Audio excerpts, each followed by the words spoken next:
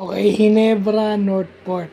No, Ginebra, Northport at saka Ginebra, Northport muna. Sige.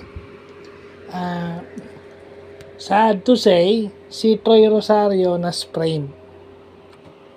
And si Jason Castro is injured, out for the season na, kumbaga season end na yung injury niya.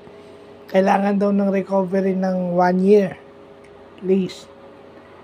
Since may break ang PBA ng 1 week, so next Friday pa yung game 1 ng finals daw sa Mall of Asia. So I think Troy Rosario would be ready, pero hindi naman siguro siya ilalaro ng mahaba-habang minuto. Yan, na-sprain siya, so kailangan siya ipahinga. I don't think pupwersahin siya knowing how vital he is.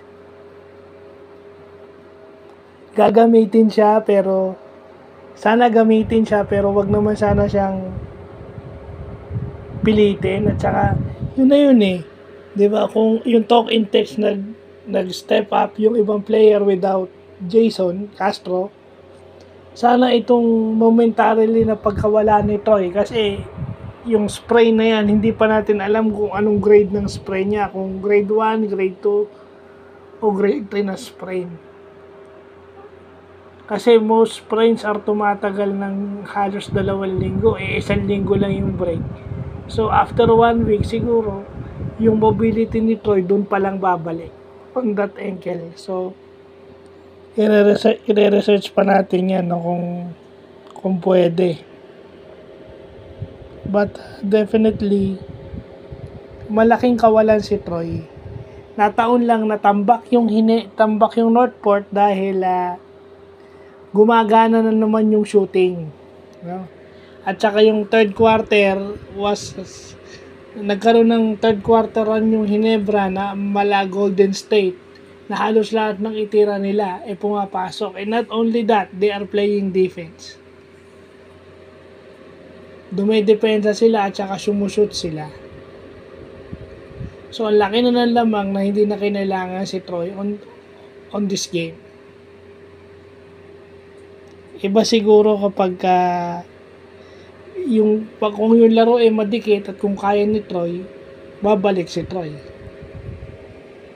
Ayun ang masakit no. Titingnan pa natin kung paano siya na-injured. So, right ankle sprain daw.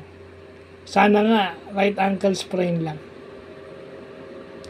Anyways, ganun talaga. Pagka nadedepensahan yung magaling mong local scorer, yung import mo bumubuhat. At saka hindi, Northport will get to look in their scheme of things, lalo na sa All-Filipino, dahil maraming gunner. I think Bulanade should be used more. Kasi kita nyo naman, pag maganda yung laro, at isipin mo kung lagi pang ginagamit yun. Kailangan lang kayong magkaroon ng other options aside from the import and Tolentino, Monson, tsaka si Will Navarro. Kailangan dumami yung options nyo. So, yun lang po.